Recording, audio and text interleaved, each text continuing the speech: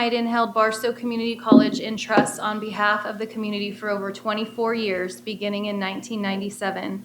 And whereas Tim ensured Barstow Community College made a positive difference for their communities, and whereas Tim, through his leadership, actively worked on behalf of the district through his involvement in the community and his profession to enhance the public image of Barstow Community College, and whereas Tim sought the position as trustee with a sincere desire to serve and give back to his community, and whereas trustees are an essential link to the community, strong advocates for the college, and influential in building relationships, and whereas Tim Hayden was a pillar of character and was respected for his civility, courtesy, honesty, and integrity.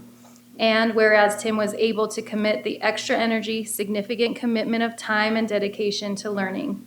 Now, therefore, be it resolved that Victor Valley College and its board of trustees do hereby honor the memory of Tim Hayden as a trustee who understood and upheld the ethics and values inherent in being a member of the Barstow Community College Board of Trustees.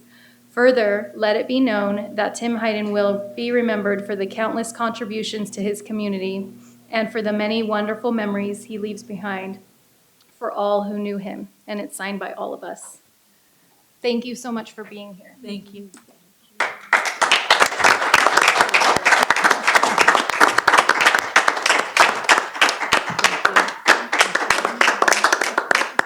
we want to take a picture with the whole board?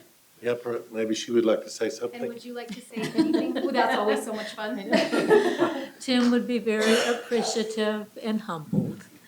He loved serving the community, and as you know, his primary goal was always the kids. Anything that he did, he'd always say, well, it's for the kids, it's for the kids. And that's what it was. And I was blessed to have him for 31 years and enjoyed being the backup and being able to be in the wings.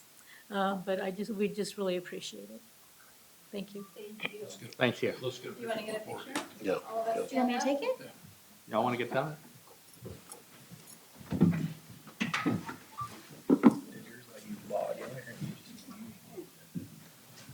I haven't heard with it. I'm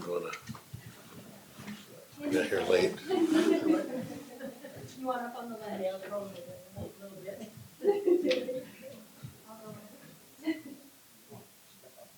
we going to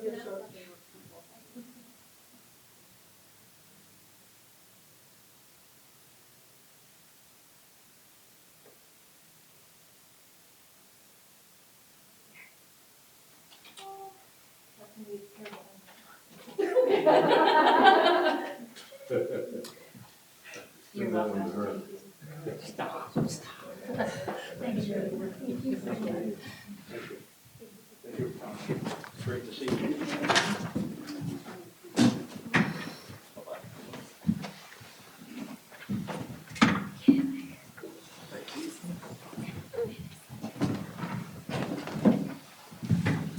President Tarver, if you'd be so kind, I'd like to make a couple comments. How many of you have ever spent a long time in Barstow? Huh? A long time? my whole life. Couple of My history goes back to Barstow 34 years this Friday when I celebrate my 34th year. And I had the distinct pleasure and opportunity of meeting Tim Hayden 30 years ago. Tim never wavered. But the one thing that Tim did was he rallied every year, no matter what the economy is like. And Barstow's Dr. Bagg will tell you. And Dr. Bagg, thanks for coming down here with Lana. You know how much respect I got for you and your college. Every year, no matter what happened in Barstow, there were 500 volunteers there to be sure of one thing and one thing only, that every child in Barstow, every child got a Christmas gift. I didn't care. And I'm going to tell you one thing. You didn't get a phone call from Tim and never say no. And you didn't get a phone call from Tim and not answer the phone because you knew he was going to call you back. John, former trustee Pinkerton, how many times have we volleyed back and forth on Facebook? You know, if every community in this country had a Tim Hayden, we wouldn't be as divided as we are today and as broke as we are. And Len, I cannot tell you, I'm out in your city all the time. I've got a big project that I'm very proud of. I think great things are coming to Barstow. Your husband's synonymous with the leadership that's out there and the great things that have happened. And really a person that gave and gave and gave and gave, and he gave till he took his last breath. And I know that Paul Wilkie texted me a little bit ago, he had an obligation, and I've heard from all the other trustees. You guys got a great group of leaders, like I think we've got here. And Len, I just want to tell you on behalf of, I think everybody here, and those people that Tim touched here, he touched so many people in this part of the desert. We appreciate the years that you had with him and what he gave to all of us, and I think he's just the example of what a great trustee and a great community leader was. So God bless you, and we love you, and we appreciate you coming. John, did we miss anything? He's Mr. Barstow. Period. Yeah. Oh, I will say just one more thing.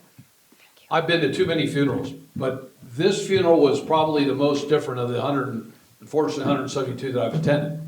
It was held at Barstow Community College. It had a great group of people and a beautiful performing arts.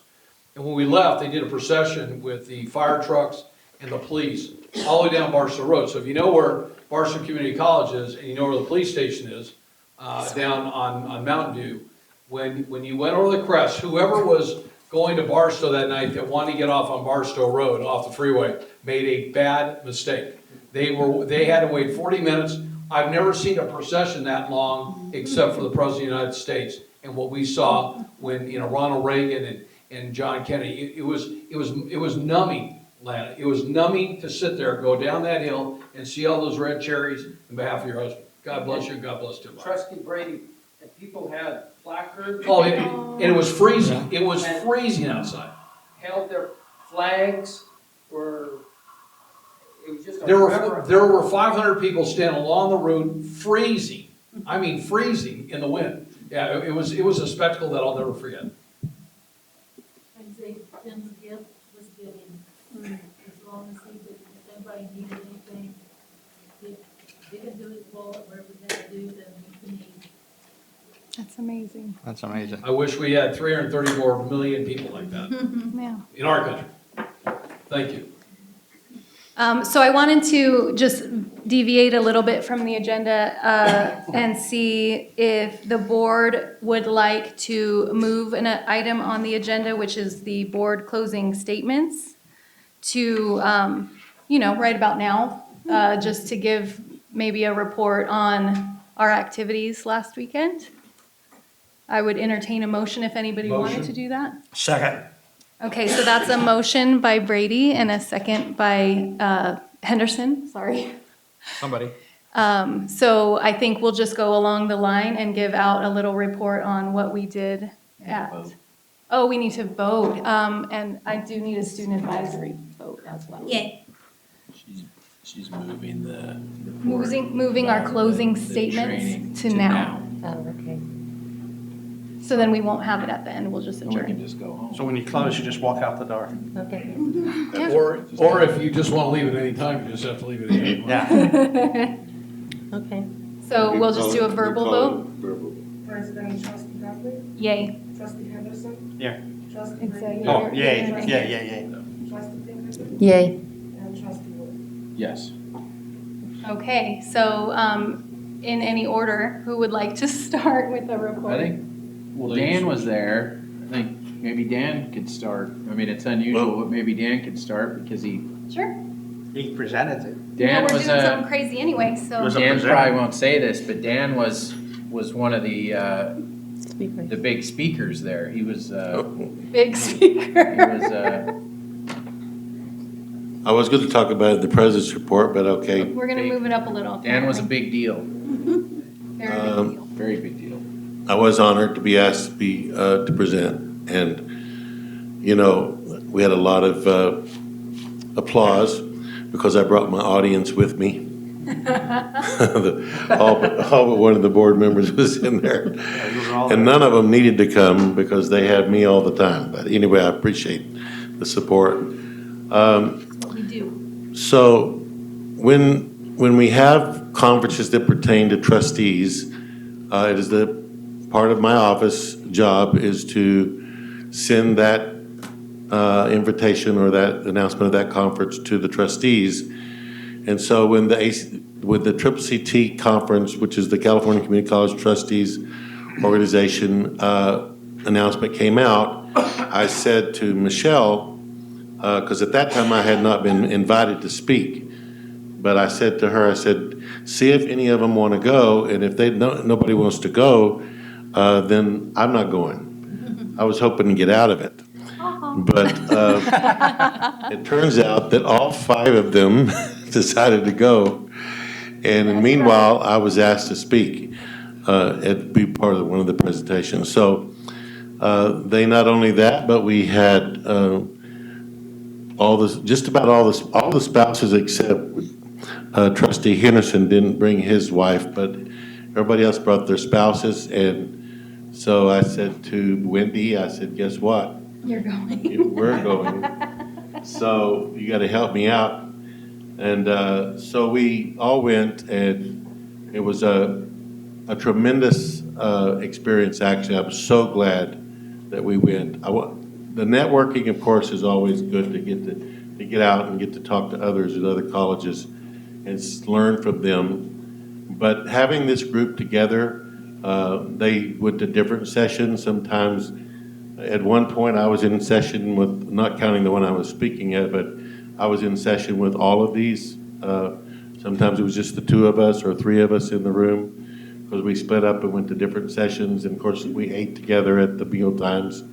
And then I took them all out for dinner one night, and that was just a wonderful bonding experience. And we all held hands and sang Kumbaya.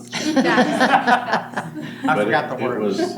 It was a wonderful night and a wonderful conference, and I really commend these trustees that I think I heard of one other.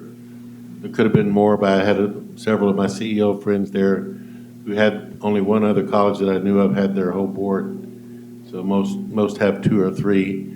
It is pretty customary at these conferences that the middle night, the president or CEO takes the board members out to dinner. That's just sort of understood. We're taught that in president school. And so. Well, Chris O'Hearn and Peter Allen didn't get the memo. So, but I will always do that, you guys. If it's just one of you or if it's all of you, you'll always get that dinner from me. So, Well, thank you. anyway, it was great. Thank you. The president's report is now shorter. Anybody else would like to go? I'll go next. Yeah. Hey, Sharon Pinkerton. We really enjoyed ourselves down there at the conference. It was really beautiful. Couldn't ask for better weather. The different workshops we went to was mostly on enrollment and different ways of getting students back. But I thought that Dan hit it right on the head. And he said, if we don't have any type of enrollment, we will not have a budget. We won't have anything without the enrollment. And I think he really hit it. And I thought he answered all my questions. Yep. Thank you. Awesome. Anybody else? I went to the Caring Campus. campus meeting and found out that everything we're doing here is also being done in other places. And they talked about that for a while, and I couldn't find anything that we weren't doing that they're doing. So, and we're on track. Also went to the, they had one meeting where if you were a law enforcement or a fireman before you were a board member, they wanted to know the difference between the two. And I went to that, and that was very interesting. There's a lot of firemen and ex-police officers that are board members. And I didn't know that until I got there. I know I'm one, but what do I know about anybody else? So that was interesting. And then Dr. Dan here gave his presentation. I was at that. We were all there heckling him, making them feel welcome. Supporting is the word. Yeah, supporting, yeah. And that was interesting. It was a good weekend. I learned a lot. I learned a lot. I hadn't been to one of those in a long time. Very good. It was a good one. Yep. Brandon? I attended numerous sessions. I was just looking at the app here from the conference. They have all the different sessions, all the breakout sessions. Starting on Friday, we left and went down on Friday, kind of for the pre-day. I remember when I went to my first conference and everything was brand new information and was, like the coolest, newest stuff. Now it seems that the conferences are as much about affirmation as about learning. The first session that I went to was on Friday afternoon, about the board evaluation, the requirements and the procedures. And not to slight what they're doing there, they're providing good training. And I could tell from the comments and the questions around the room that there's a lot of boards out there that have no idea how to do it. It was kind of shocking, but we all have to start somewhere. That meeting ended up being one of those affirmation things. Everything that the presenter was saying, I'm like, yeah, we do that. Oh yeah, we do that. Oh no, we do something way better than that. Yep, we do something better than that. Better than that. Yep, that. And okay, meeting's over. So a few of them went that way. Jen attended that one with me, actually. And as luck would have it, and I think maybe how these things are supposed to go, there was a lady sitting next to us who was asking questions of the presenter. And I think the presenter probably really wasn't getting what her question was. She was not, she wasn't comprehending the question, I think, because she kept giving the right answer, but not to that question. So Jen and I understood what the lady was trying to ask. So we kind of cut her off from talking to the presenter and said, hey, no, this is what you do and this is how you do it and this is how that works and on and on. And so we were able to help somebody from another college, which was And they're booking nice. us for next year. Right, we may have bought ourselves a gig as presenters. I hope not. We did attend. We attended Dan's. Anybody who's heard Dan out speaking, anybody who came from Rogers' dedication over there at any other kind of ceremonial things knows that, or the graduation. Right? Like he gets on stage at graduation, you're like, who's this guy? Like, it's like Dan's twin brother. He gets up there and he's like a showman. He was presenting with some co-presenters that are his friends, so I won't say anything negative about them, but I can say for certain that Dan and his presentation, it was the life of the presentation. It was. Yep. It was the most engaging. It was the loudest. He got up there. It was a really weird shaped room. It was long and skinny. So the back of the room was a long ways away.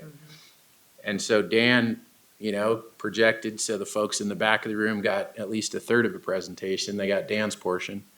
And we heckled him and we made faces at him and Took photos. and took pictures of him while he was up there presenting. And at one point he had to say, well, you have to understand what I mean because I have 4 of my own board members in here, so I can't exactly say, but you know what I mean here.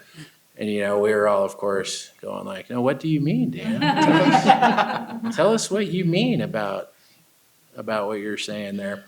So we had a little bit of fun. Did learn some things. I'm sure everybody doesn't want to hear about every single thing we went to, but we had an enlightening budget meeting. Those are always super exciting, keep you wide awake. But did get some interesting information about the way things are going with the budgets and what we might expect with the upcoming revise. Generally a good time. Educational. I did learn some things, and we got to help some other people and teach some other people some things. It was nice to be back in person. The conferences, for anybody who's been to a conference in a place like the Dana Cliffs Resort, it's horribly painful. because the view is spectacular, right? I mean, it's overlooking the beach and the water down there and the harbor, and I fish, so there's the fishing boats coming and going. And then they go, okay, 15-minute break's over, back into the classroom. And then my wife was there, so she's sending pictures from the experience that she enjoyed, part of which with Dan's wife and Jennifer's husband, in the spa and shopping, and they had a different experience, I think, than we did. I think their presentation of the weekend would be a lot more interesting, quite honestly. They had a lot more an fun. assistant with me. Yeah, I think they all had a lot more fun than we did, but, Yeah, I had an assistant, right. that one there, Oh, yes. yeah. Yeah. Yeah, it was a good time. We had a good time out with Dan, just socially. It's always good to step away from the business and have some time to bond on a personal level and just have a good time and relax and just enjoy each other's company. And we did that. I think it was time well spent, and hopefully it makes me a better trustee in the future. Joe?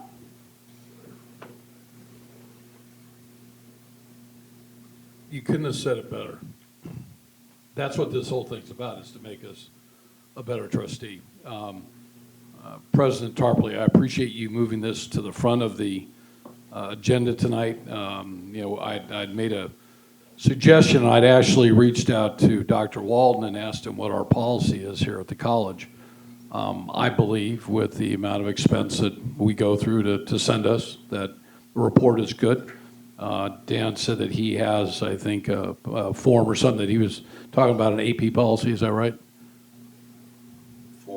For our board that you're going to bring forward? For employees to report out when they go to conferences. Yeah, so Well, they don't bring it to the board, they report it to their supervisors. no, but something like that maybe for our board. Oh, for the board to do Yeah. that? Oh, well, yeah. I thought in those emails back and forth, I believe from a private sector standpoint, using public sector monies, that we owe it to the audience to come back and tell them what we learned. I think that So your Trustee Wood- your wording in your closing remarks says that you're to report out on your conferences. If you look at 21, that's what the wording is to attendance at conferences, professional affiliations. That's what your board time is supposed to do. Is that So a you board have that policy? now. correct. We're doing it now. Okay. I mean, it's already a practice of the board. But moving it up. But I think, Dan, what we're doing, or Dr. Wall, what we're doing tonight is very different than what we've done in the past. We've gone to these things and not everybody's report out. So I do believe that for our faculty, our students, our taxpayers, that they deserve it.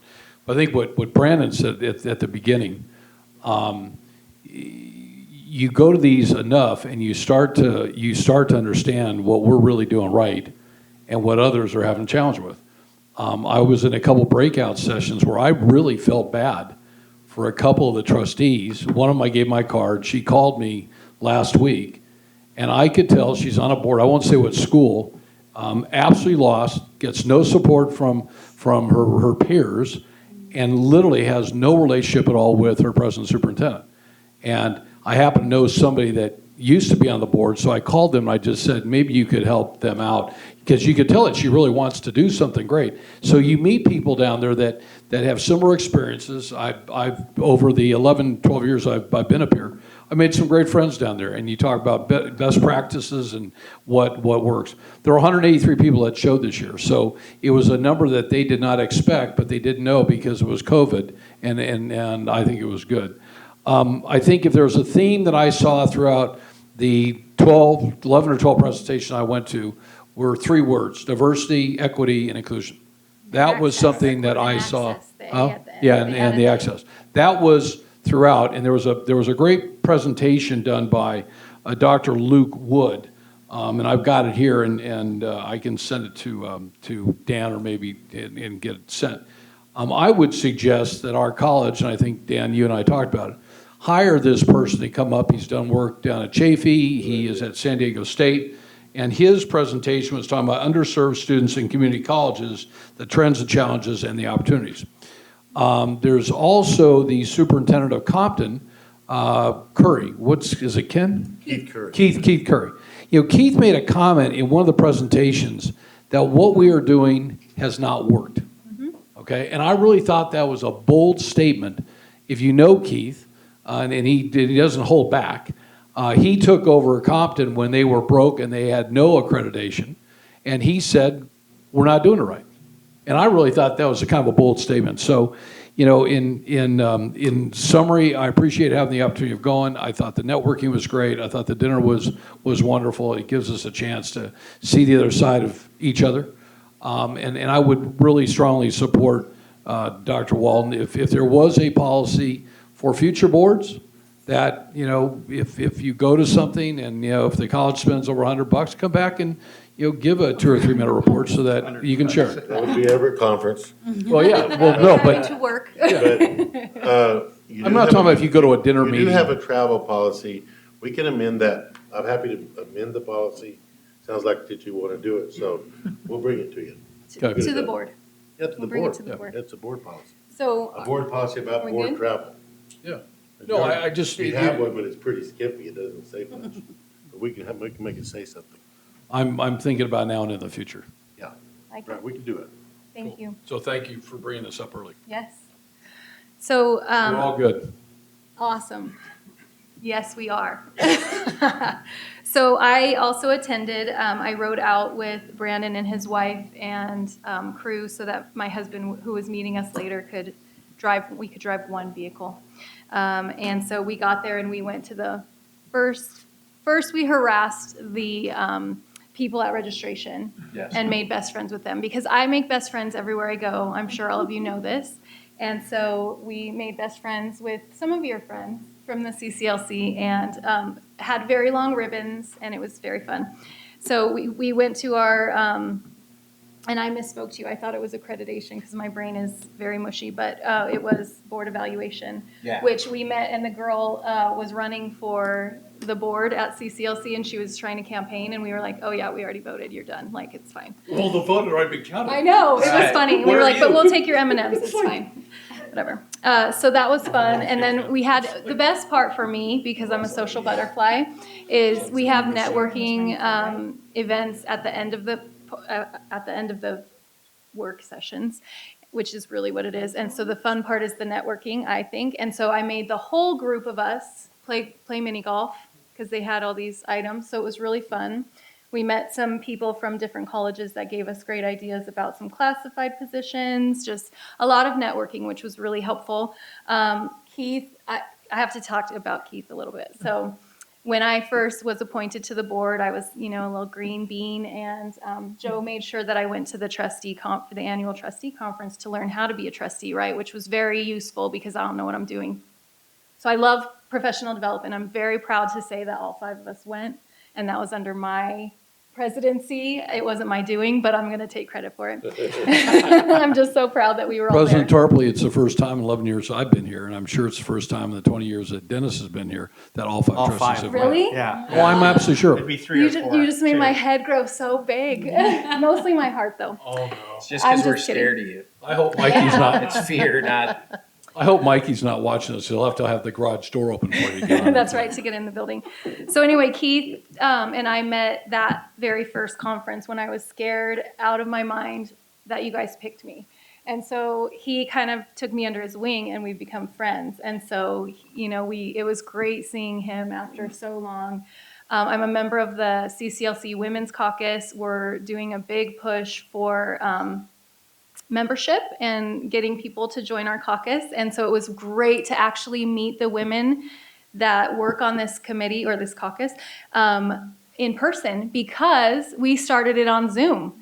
And so some of them I didn't even recognize in person because, you have the filter on the Zoom a little bit or whatever. And so it was really nice, right? Like to meet all these ladies, and they're just so uplifting, and it's just such a great experience to go to these events. So I'm thankful, I'm proud to be on the board, and I'm very proud of how well the 5 of us work together. 6 of us with you, darling. So that will conclude our closing statements. Thank you so much for entertaining us, and Now we're going to move on to 4.1, which is Can I just say one more thing? You've reached your limit. Well, I'm just kidding, I'm our just- trustee, the only trustee in this school's history, I believe, that we've ever nominated to get to the CCLC board, didn't make that, but I would strongly, I think it could happen. yeah, trustee. It's hard. You know what it is? Trustee It's a name Pinkerton, game. we've got to figure out a way. We all know enough people that if we reach out to these people early on, I was getting email requests the day after the vote was, and I'm thinking, they don't read the I directions. know, it's Yeah, funny. It was I kind of was weird. too. Yeah, but I agree, and So I we don't wanna get think you on there you next should year. feel Okay, bad about it at all. So we're going to nominate you again. okay, I'm ready. I So, think 4 or 5 times the- until you get it. So we just have another thing on the, I feel like we're doing some crazy stuff here. well, you're doing board reports right now, right? Mm-hmm. So I'm gonna let you do it. Oh, me? Well, we have a student here. He's from Sims. Then, I can't say your name. There we go.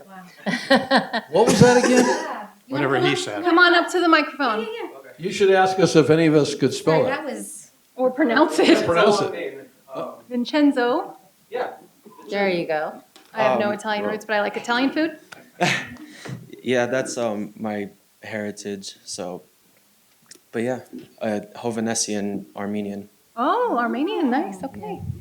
His dad is a teacher over at Atalanto, and Vincent, he graduated with his high school degree and an AA from here. Oh, congratulations! Thank you, thank you. At the same time. That's amazing. You're the reason that Taking our I'm dual here. enrolled classes. She was taking dual enrollment, right? Mhm. And taking them at such a pace that he was able to graduate from high school and have an AA degree at the same time. Wow. Isn't that fantastic? So what's next? After high school, I'm gonna enjoy my summer while I can, and then I'm gonna go to CSUSB and finish for my, not my master's, Your bachelor's? bachelor's. In Sorry, what? What are you getting that in? biology. Ooh. Yeah, I got my AA for math and sciences here. Nice. And what's the ultimate goal? Sports physician. Awesome. Yeah. Good job. So Thank you. thank you for being here. Yeah. That's you. amazing. Thank you, thank you. Congratulations. Job well done. Thank you, thank you. Trustee Pinkerton, can you text me how to spell his name? So when I Yes. post it, I get it right? I will.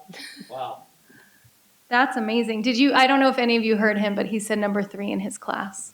It's pretty impressive. That was Cobalt Institute of Math and Science. Wow. Good Smart job. Yeah, super Yeah. smart. Awesome. And now 2 years ahead. Yep. Mm-hmm. Board goals. Progress on board goals. Would you like to start, Sure, I Ms. can. Pinkerton? Yes, I Okay, can. my dear. I have goal 1, which is diversity, equity, and inclusion.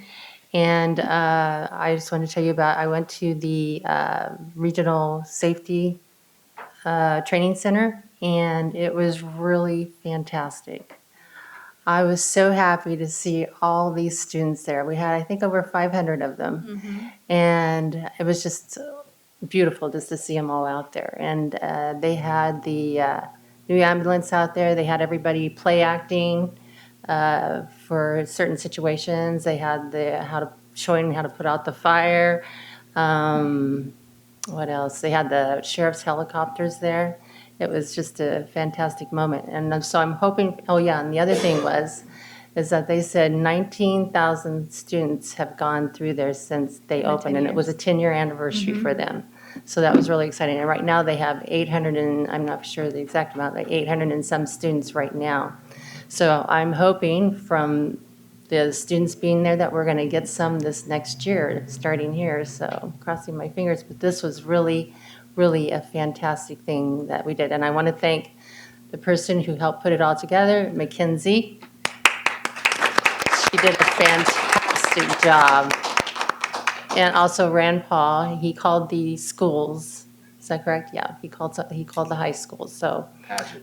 Rand Pageant, yeah. So I'm very excited about this, and I think this is going to make a difference in our enrollment, hopefully. So, but anyways, again, thank you to Mackenzie. And Trustee Brady?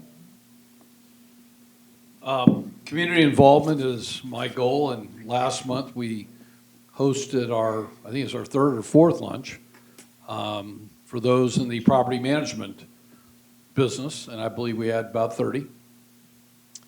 Again, having Dr. Dan and Dr. Scott and Mackenzie and some of our senior leaders really does help in trying to explain what our mission is.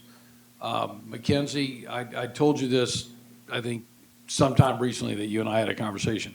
I've had two people out of that group ask me afterwards how you remember all the stuff all the programs that you went through. She talked I was tired listening of all the new stuff that's coming out, and there must have been like 20 new programs, but it's exciting because you've got that energy, and that's what we need. We need that energy to get people to decide that they want to come here. The next one is scheduled in June. This one is going to be for general contractors and spot home builders up here. We're going to limit it to, I think, 30. We are in the midst of cleaning up the list right now by doing a mailing to figure out who's still kind of around. And we should have that done here in the next 3 weeks, and then we'll send the invitations out. So, Dr. Dan, your staff just does a great job. It's fun to do, and I think slowly but surely we're penetrating industry out there and letting them know what we are doing. I'll say this: there are some incredible things coming down the line in the economy here, and we cannot get out in front of industry as fast as we need to right now. There will be a monumental announcement sometime third quarter up here that the number of jobs will just, people are gonna go, that's impossible. The question is, how will us and Barstow and all the other schools up here be able to get people on out and get them trained and create some great opportunities. So we got some great times ahead. Yeah, I'm excited. Thank you. President's report. So first I want to say thank you to Trustee Brady for, this is your brainchild, and I really appreciate this opportunity. I go to the Valley Morning Insights and other events around the high desert, and I'm out there all the time meeting people, but this setting where we bring them in and it's them here on campus, and it's me and my leadership team that we invite those that it directly relates to. So if some of the deans haven't been maybe invited to the meetings yet, we're not trying to exclude you, but you're busy. We try to bring you to the ones that's relevant to the work that you're doing. So over time, you'll all be, I'm sure, participating. But just being able to hear from you, so you speak to the community and then hear from what the community wants from us. We're just getting some wonderful input and building relationships. You know, the college having a relationship with the community is just invaluable. And when I first went to the last college that I served at, when I went to that college, they had no relationship with the community. Their foundation did, but the college itself wasn't in the high schools. They didn't go out to the high schools. They didn't go to city events. It was really, so this is a big contrast. And I just am a lot happier to be here than I was there, not to demise that school, but I really learned a lot there. But this is the place to be, right? VVC is the place to be. That's right. Not LACC. There you go. Just want to emphasize that I for have a those lot of watching. good friends over there, and they were good to me. Anyway, the first thing on my agenda is ASB goals. Do you want to talk about them tonight or I not? do, yeah, no, Good. Tim has my presentation, so if he will pull that up for me, pretty please. So as I reported out last month, we did have our ASB Earth Day event where we did a campus cleanup as well as planted a tree in front of technically like the PAC and then also in building 55. So I put together a little slideshow so that you guys could see that. So we did have around 30 people, staff and volunteers that came to do this particular event. Next slide, please. So the first thing that we did in the morning was we broke ground on the tree. So this is just a photo of some of the ASB doing that. And then we did have Dr. Turango and Deanna from, she played dual role of auxiliary in Phi Theta Kappa. She was there. Let's see, who else can I see that I can name drop in those photos? I think those were, oh, and Ralph from M&O. That was on that side. Go ahead, next photo. So we let everybody that wanted to participate in breaking ground break ground. So that's kind of what we did first. That's Tim in the back. You saw Tim? There's Robert. And so we got our hole dug, and then we gave everybody trash bags and picker-uppers, and we started our campus cleanup. So funny. Was that Jessica? That was Jessica. So Oh my gosh. we were filling up trucks. Luckily, we had the M&O staff out there helping us pick up everything as we were kind of collecting it. And then when we were done, we came back. We put all the bags there so that you guys could see. Honestly, when I think about it, that's how good M&O staff is if that's all that we were able to collect. You know? You got that right. That goes Say it louder towards for the people in the back. that goes to M&O staff because I thought we were going to have mountains of trash, and then you look at it and you're like, we searched for 3 hours for trash, and that's all that we got. So That they wind, are man, busting their behinds, making sure that this campus looks as good as it does. So after we were done taking photos with trash, we took one outside of trash. We got the M&O staff in there to make sure that they were recognized. And then after that, we planted the tree for you guys. Cool. So we do plan on still ordering a plaque. That's still in the works. And then once we get that, that will be placed there. But I want to say it's the next photo. I'm hoping it is. This was kind of a fun little tribute that I thought you guys would enjoy. So Annette and her team were also there in the morning. They were also part of, digging the tree. But then they went back to the CDC area, and they actually cleaned up their area with their kids. And she sent me some photos, so I thought you guys would thoroughly enjoy. Yeah, That's thoroughly so enjoyed that part as well. So the last one is just a dedication slide to thank you. So we did have students from CNSA. Dr. Trango was present. The Ready Rams Club was present. And then, as you saw, the Child Development Club, Phi Theta Kappa Club, as well as their notorious leader. And we had M&O staff, obviously, everywhere that we were. So that was just a little bit of our environmental awareness goal that we will constantly still be working towards, just to make sure that, we're keeping a conscious mind of our campus and keeping it gorgeous. So that's all I have for that. So good. That's good. So awesome. Thank you. Next, we have facilities update. John Nolan. He looked at the Staring podium at the like he was microphone. not ready to go. Oh, by the way, while he's coming, I want to thank Fabiola for being here tonight since Gabby moved over to this seat because Michelle was here. Thank you, Fabiola, for giving up your night to be here to assist. We appreciate it. And she, if you don't know, she's reports to Karen Ingleson. Thank you for sharing. So I think I've got a couple of slides to show a few things that are going on. The slideshow. First of all, I I love know slideshows. Dr. Walden probably briefed you on our delay in the stadium bidding process. We pushed it out a month. We're targeting the bid award for the July board meeting. And he wanted me to assure the board that he would coordinate with you on the groundbreaking for July. So as far as timing. But in the meantime, there is another emergency contract item on the board agenda this evening. This is the heart of our sewer problem. So I'll show you, if you can go back, Tim, with a pointer on this one. Well, if it works. Yeah, you can't, it doesn't work on these TVs as good as a. But anyway, you could see that manhole right there by that fence. That manhole was abandoned in the 90s when they built that building and built that breezeway. They had put plywood and rock and all kinds of good stuff. And it collapsed down into the sewer. And so that was, you can see the former breezeway. Right at the manhole is where a column was at. So right down there, the manhole's to the left of that dot. Because we basically put the manhole back into service since we had to tear the whole building down.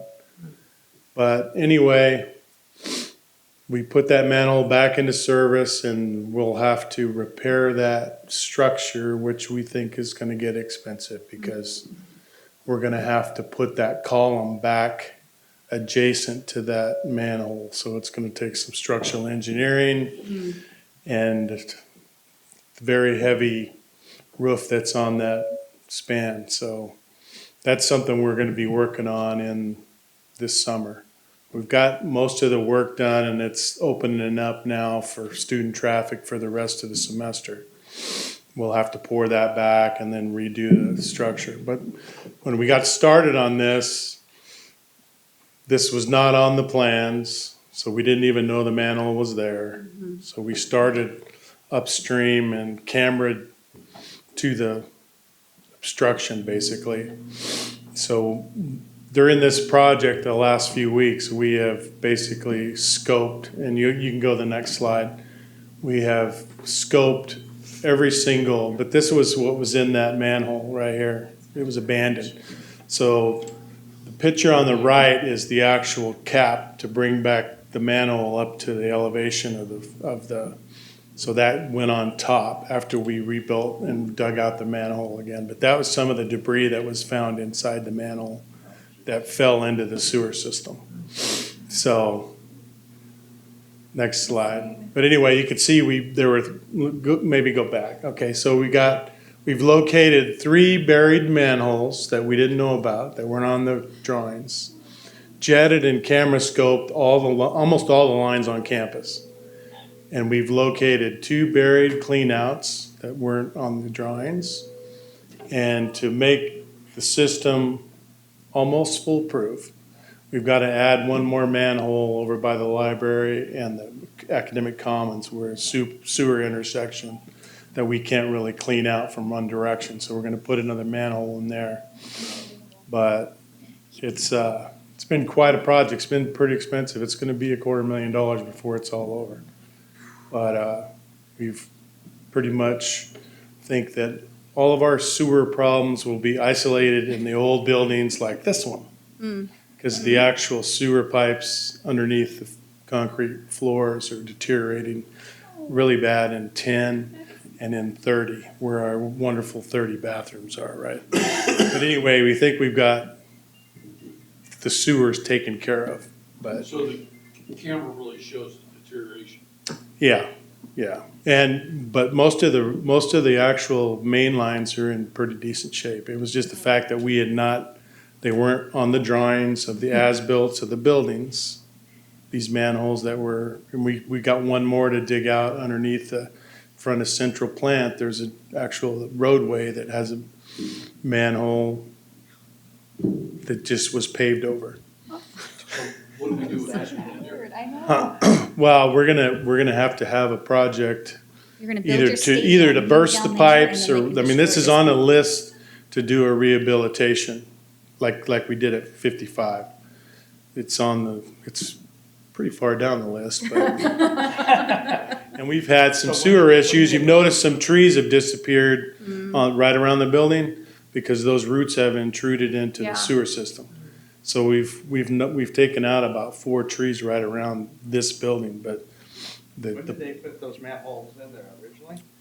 in the 90s. yeah, probably in the 60s or 70s, but they buried them in the 90s. So that's what we've discovered, but this has been a costly, but I think for future now, we know where they're all at. M&O has a map. They've been scoped. We know where the problem areas are. We'll be able to really react to any issues that come up. So But will they say John Allen, sewer expert? they might put a plaque on one of them and say, that John did this. One day. For facilities. Dr. Walton, I'd vote for that. John is like the Roger Wagner for facilities and sewer. So he's a fixer. Cleaning Yeah, everything yeah, up. it's just, I want to say this while he's up here and probably doesn't like me saying it, but John refuses to do something if it's not done right. And I appreciate that. Yeah. He does not do anything slipshod. He won't participate in it. And no cutting corners, no half doing it, because in our business, I don't want to come back. Yep, You know, you get it done and yep. the complaint's over, and then I'm gone to the next college. I never have to hear about it, but Bite your tongue, sir. The sewer guy. yeah, He yeah, did. yeah. So next slide, 10, please. So here's our current status of our Rams Cafe. You can notice that we're putting up hoods. We're doing some stainless steel. We were in there today. They were putting in some FRP board back in one of the chef areas. So we're hoping this will be completed by late August. So hopefully by the start of the semester. It's going to be really nice. This is the structure that had the elevator lines that weren't on the drawings that cost the last And the emergency exhaust, contract that all we had to weird get. exhaust. Yeah. Ooh, quick question, since we're talking about this. I noticed when I went in today that the stage is gone. Is that just because they were doing more work up there, or? The state, or you mean the scaffolding? Is that what No, you're talking like the about? actual stage is Oh, gone. well, we did create a storage area behind the Oh, okay. elevator. Uh-huh, So right. they might have taken it down and put it in there, but Gotcha, we gotcha. created a space. There was like Where a the lockers are, a right? custodial storage area that was wide open to everybody. Mm-hmm. We enclosed it, put a door in, put screens in front of the window so you can't see in there, but now they can store their stuff in private. Students can't be, grabbing the mops, and Gotcha, so, yeah, that's probably where it's at. But okay. next slide, please. I don't want to take all your time here, but this is the revolving door project. They just poured concrete today out front, replacing the concrete out front. This should be done in August. There's just some minor stuff. It should really be done in late June, early July, but there's some trim that doesn't match. That's 6 to 8 weeks out before. So it'll be complete, except for this couple strips of trim between the windows and the new revolving door structure. So we took this project to DSA, so they're making us do all the slopes and tear up the driveway and put in new sidewalks. So we just wanted a door, but they make you do all the ADA access issues. There's toilets that we had to pull out, urinals for ADA issues, but we told them we just wanted a door. Cities do that to private sector people. I know, They want yeah. to just build an addition, they want you to build a road. Yep. So anyway, that project's coming along. There's a lot going on in the SAC, and Deanna and some of the other residents and Robert, they're probably getting sick of us, but it'll be nice someday. She's not nodding, she's going, yeah, I'm happy. Okay, next slide, please. Okay. This is building 50. So building 50, that's one of the restrooms.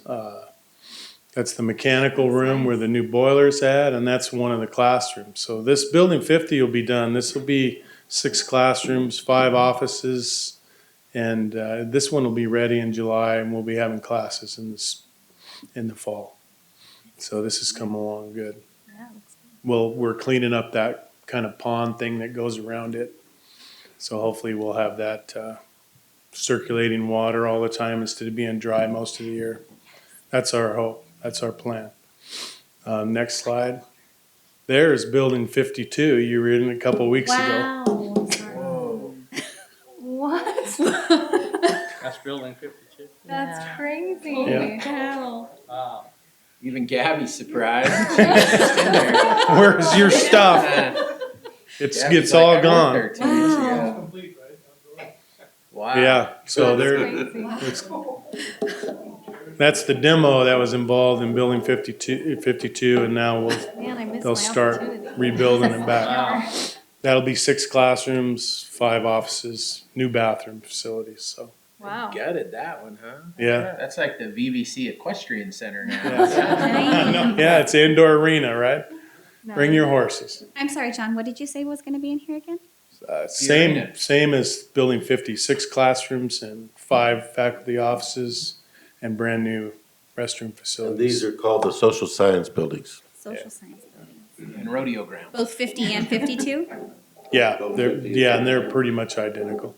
There's huge mechanical that goes up there on that mezzanine. The mezzanine has to be extended. And This was done because many years ago, I'm sure before Roger, yeah, the college started promising the social science area their own facility. And so when I got here, some of the faculty leaders came to me and said, you know, we're told we're promised all these things, da da da da, and it never happens. So this was something that was on the schedule to be remodeled, and so I thought this is a chance for the college to say to the faculty, yes, we do eventually keep our word. So even though I wasn't here to make that promise, and before Roger's time, so you know it's basically closing a loop. yeah. And Well, and originally Uh-huh. these 2 buildings originally were classroom buildings, and then they remodeled them into student services and didn't notify DSA and did all this work. You can see where the walls are all chopped up and there's windows put in them. They were all block walls. And that's one of the reasons that DSA really had a problem with VVC, because we take it back there and they said, well, you never brought this to us when you did this remodel. And so, I mean, they kind of really stuck it to us. And you said, well, we sent you an email. Yeah, no. So, because you can't just, cut up block walls that are structural and put windows in them. And, No, it's frowned upon. yeah. So, but anyway, they got away with it for a lot of years. Jeez But Louise. is there any more? Is this it? Oh, yeah, this is the complicated one. Here Pickleball. we go. I didn't have a really good layout because we had It's just done. talked about this. So It's if you can see like, the entire length where you see the line across the Like, top, that's most of Oh, weird. the footprint of the tennis courts, right? So what we're doing is we're demoing half the tennis courts. We're shifting the facility back towards Fish Hatchery Road. We're putting in 6 pickleball courts. The 2 on the right are called elite courts, I think they're called. But you can see how there's more room on the ends of them. Those are competition courts. Oh, But they're also ADA compliant courts. So we're putting in nice. those 2 courts for the ADA component. And then down below them, you can see these just kind of blank boxes down there. Well, those are little bleachers. So what happens is you can open up the cyclone fence and watch the competition obstructed. And then you can close them and lock them. But anyway, and there'll be a little, in between the courts, there's going to be a little shade structure, and there'll be a centralized water fountain. And that's a little courtyard. And then we're going to do some work to make sure we're ADA compliant for traffic and parking. But then that leaves us basically half that area for a future site for maybe a field house or a weight room or whatever. So it really, instead of shifting the site closer to Fish Hatchery, gives us room for a future site. And we're going to have it's adjacent to all the utilities. So hopefully if we sell some more bonds or anything, that we come up with some more money, we want to do another facility, we've got a place to put it. So this project, we're hoping gets done by August. We're in design right now. We're gonna be going out to bid, but So Todd's gonna get his people to write curriculum for non-credit, so we can get all those folks over in Jess Ranch enrolled in pickleball. Are you gonna And we could sponsor a make- club, John? We could make money. so we got 6 courts. You got 4 players in each court. There's a class of 24 right there. So So you're gonna have 3 dill and 3 sweet pickles? yeah, there you go. But Although anyway, that non-credit pays, Credit dill. it pays over $6,000 per FTE compared to our credit classes that pay $4,000. Sign us up. Wow. so anyway, that's the facilities report. Fun, thank you, Thank John. We you. like the Thank you, John. slideshow. That was great. Very nice.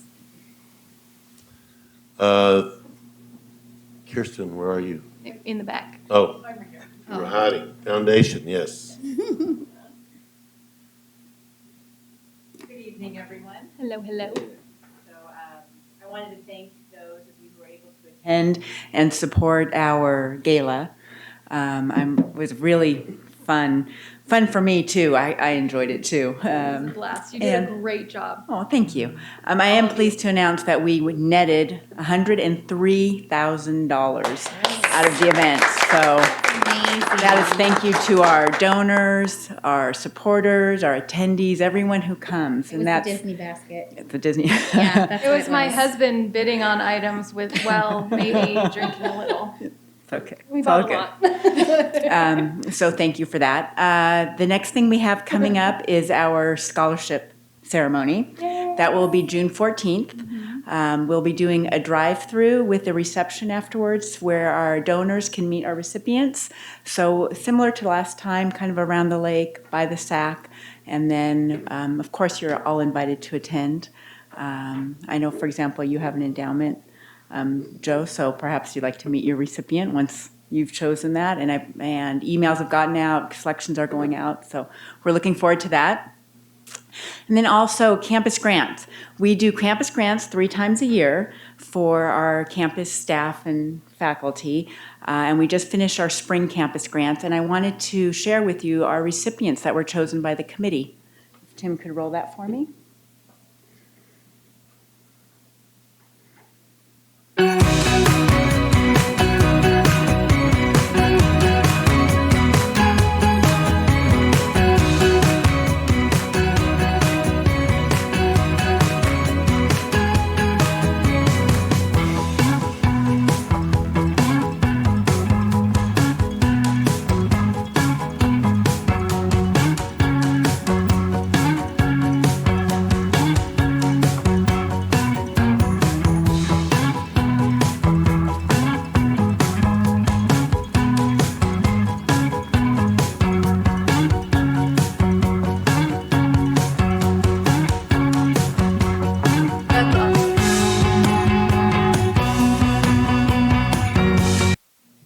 Thank you, Tim.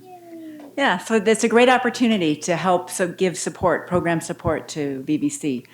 And then I also wanted to share with you, I oftentimes bring an alumni to speak about VVC, but this time I wanted to bring a current student, introduce you to him, and a couple of things about this young man. He was the winner of the Black History Month speech contest. He participated in the spelling bee and came in as runner-up, and I just thought you might want to hear a few words from him this evening. His name is Hadim. Hadim, will you please join me?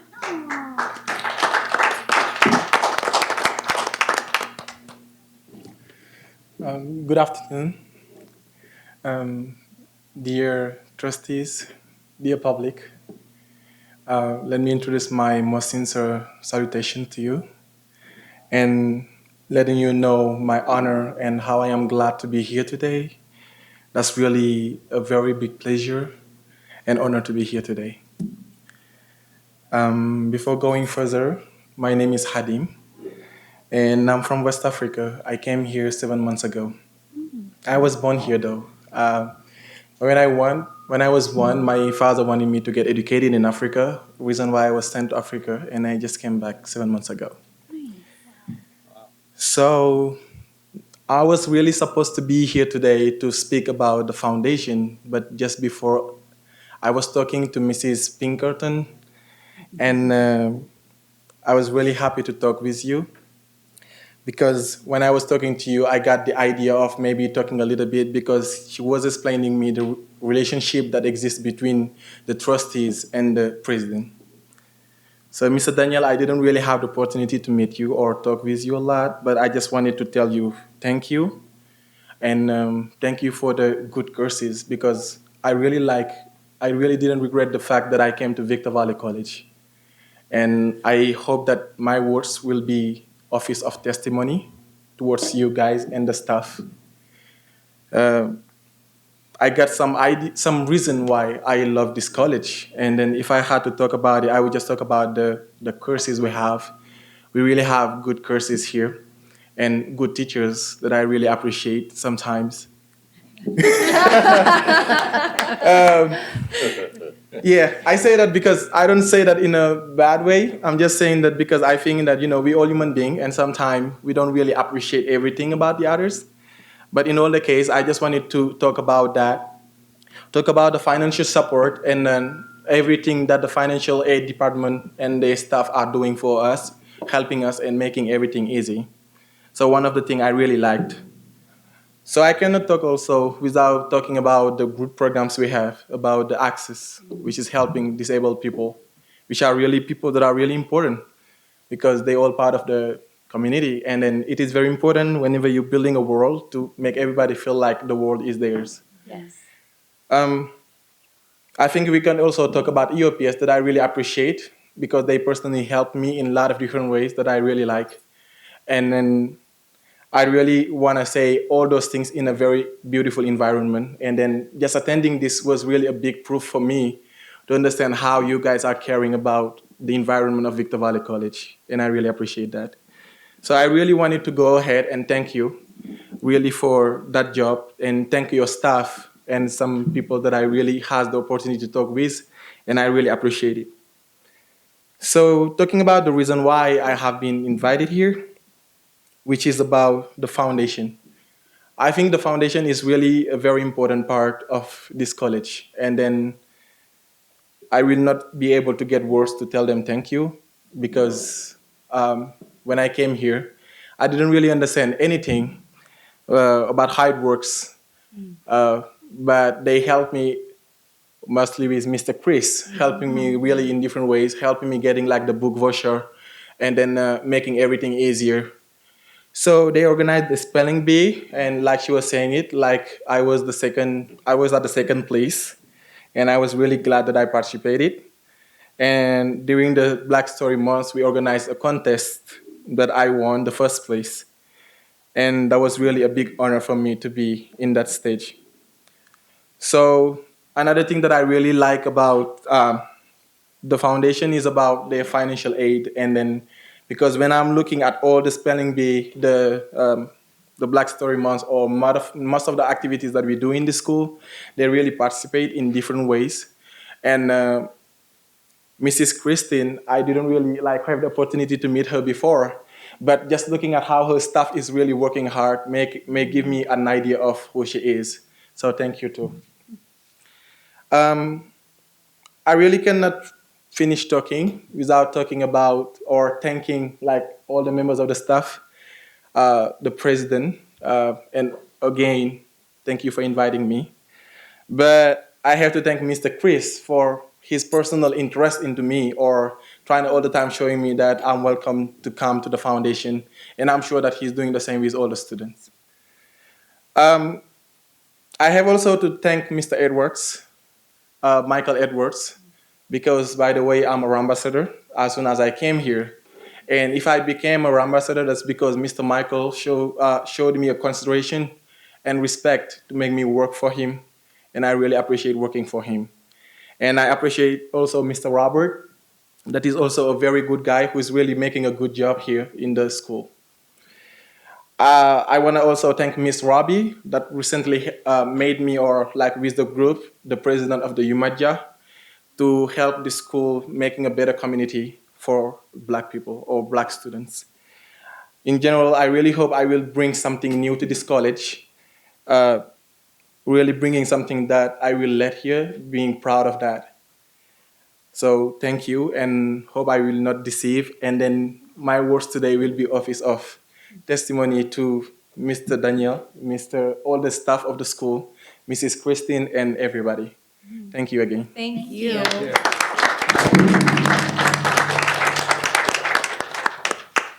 That concludes my report. Well, before you sit down, Yes.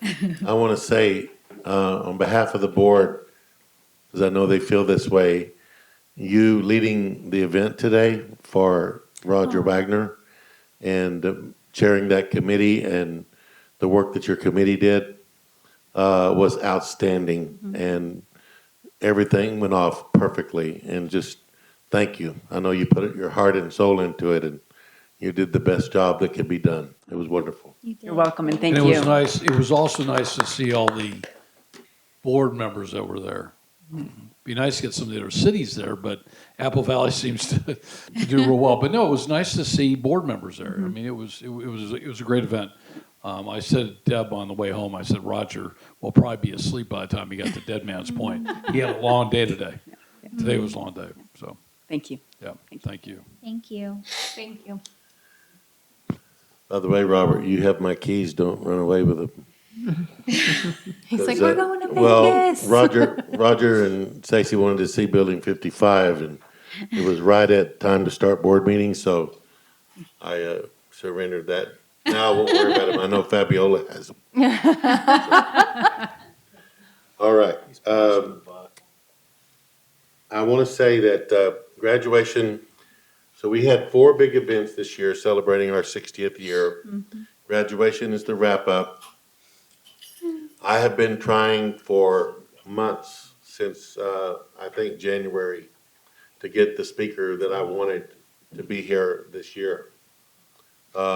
He's very much in demand, and it turns out that he doesn't schedule out very far because he's always going to get a call from the governor or the president or other things. And so I just felt like, so I wrote him a letter inviting him to come.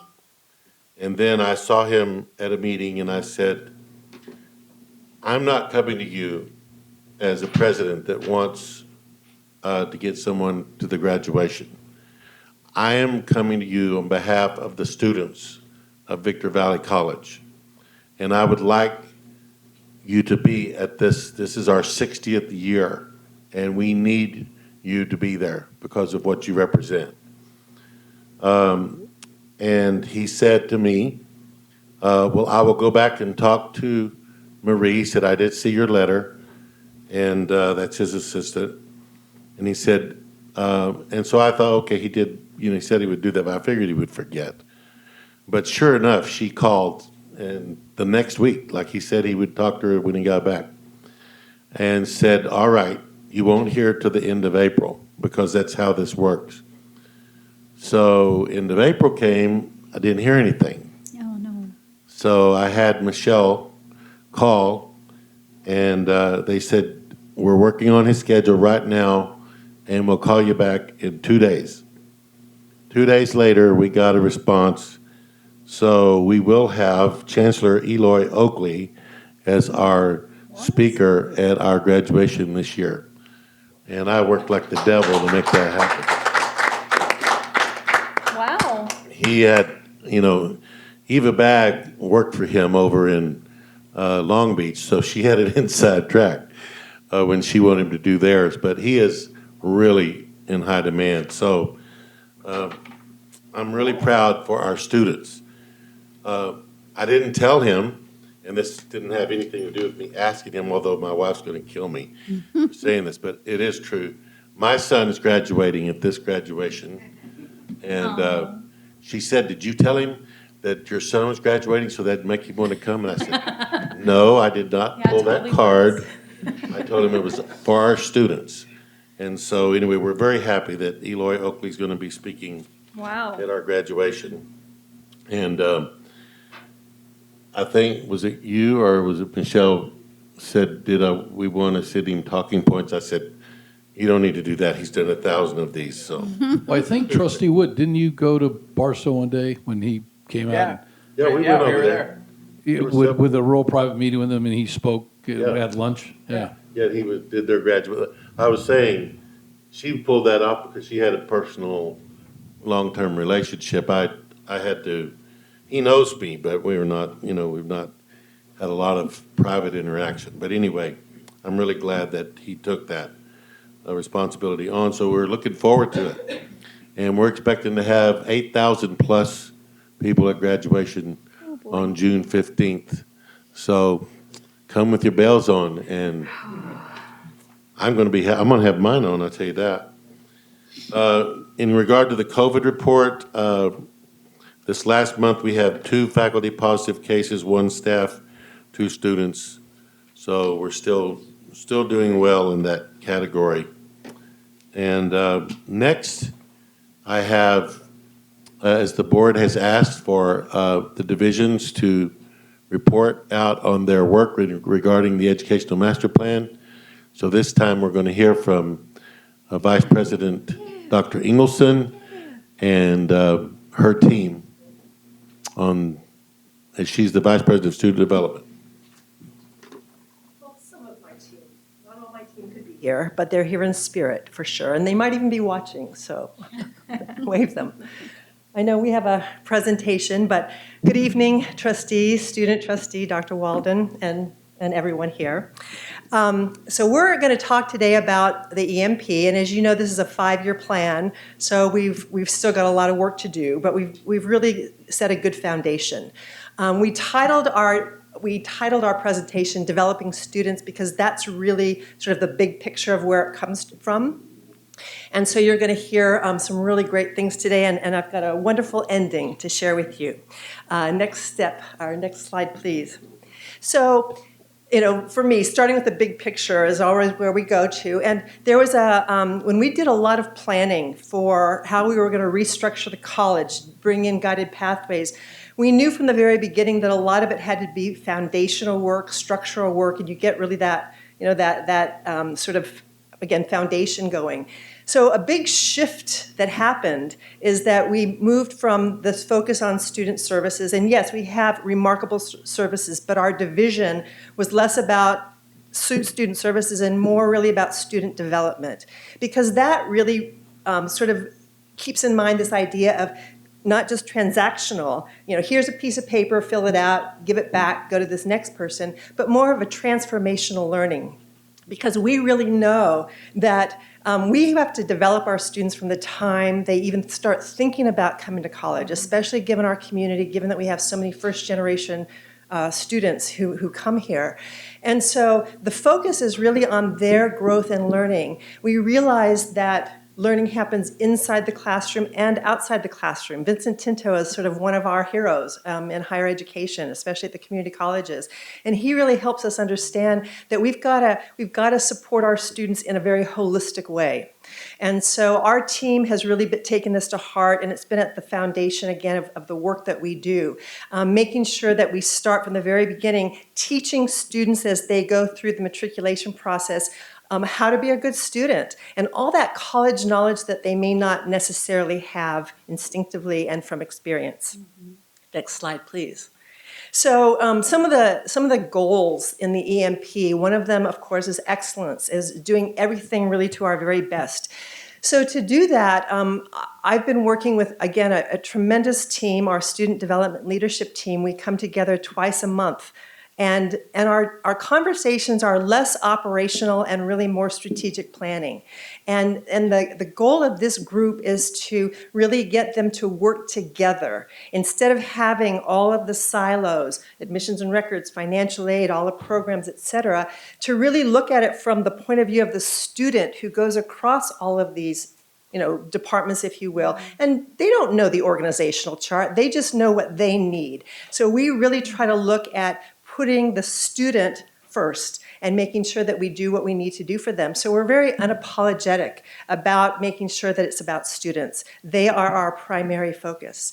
But something to help us with that and again, this came from students, is this idea of the guiding principles. So you may or may not know that years ago, out of our state chancellor's office, the RP group, the Research and Planning group, did a huge focus group with students all up and down the state, over thousands of students, and they found out that these 6 factors are what's most important to students. So this is not what we do with students, it's how we make them feel, right? So when we can make a student feel like they are really directed, they know what they need to do, that we give them that focus on what helps them to be successful, that we connect them with their peers, the campus, their instructors, the things that they're learning about. We engage them with our whole community, both in the classroom, outside the classroom, and in our extended community through all of our multicultural events and those kinds of things.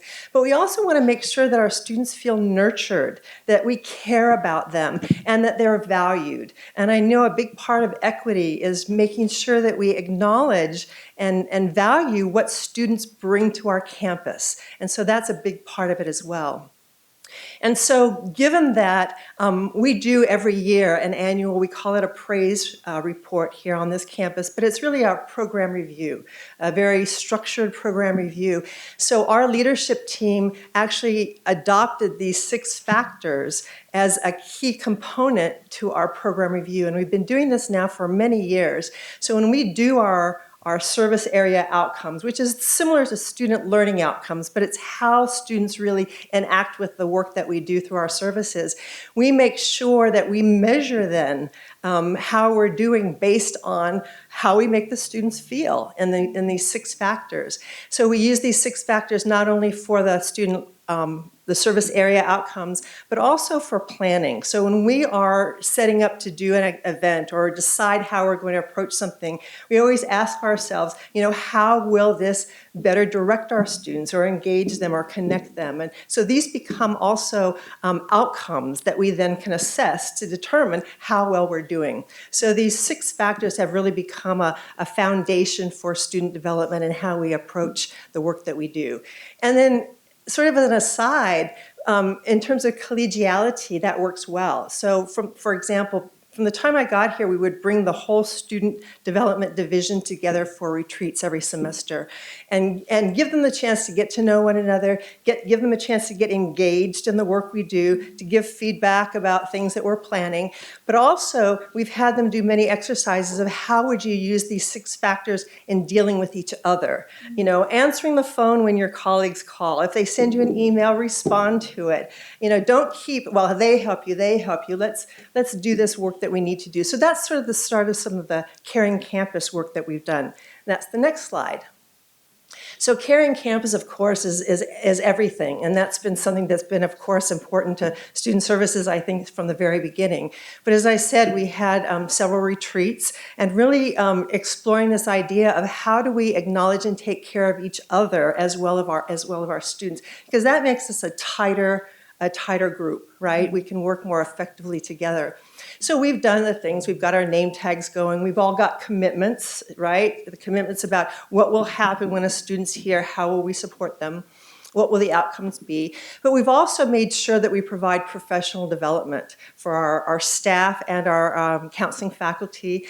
And that development has really helped them to learn and develop the kind of behaviors that's necessary to help our students. For example, the VAR is about validate, assess, and then refer. So it's how do you deal with the individual that's in front of you? How do you make sure that you don't just answer their question, but you sort of kind of think about, well, if they're here in admissions and records, they'll need to go to financial aid too, so let's prepare them to get there. So it's just a whole thinking about not only how we help our colleagues, but how we help our students.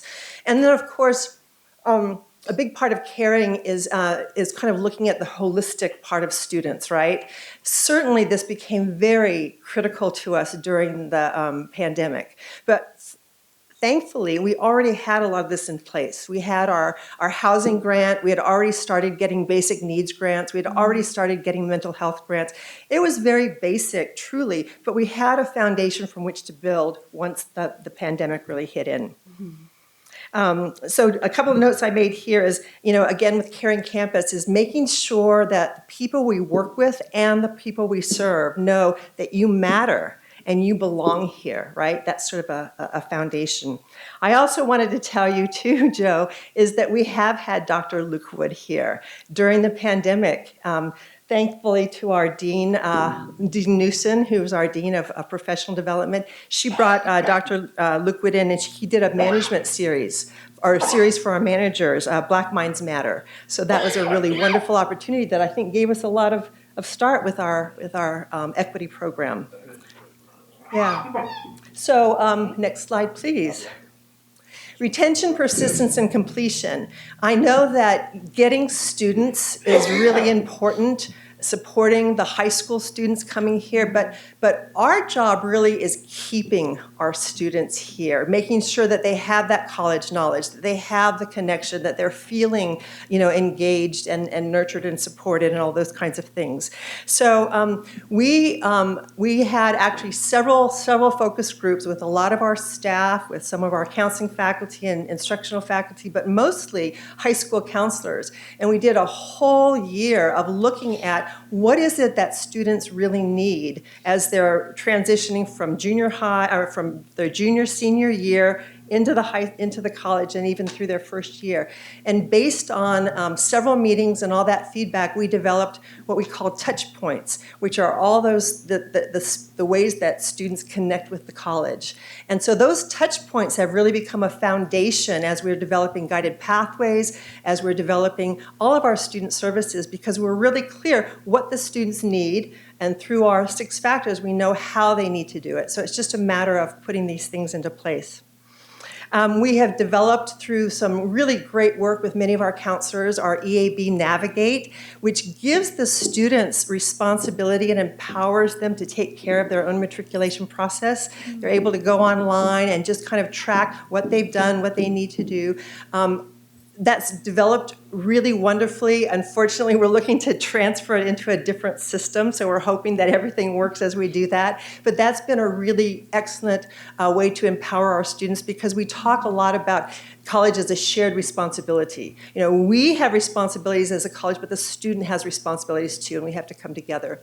We have piloted Early Alert. We've gone through now 3 variations, which is basically getting information out to faculty and saying, please tell us how our students are doing now, so we can talk to them before midterms, before they start failing, before they really lose their spot in the classes. So the Early Alert is going to be a really promising practice going forward.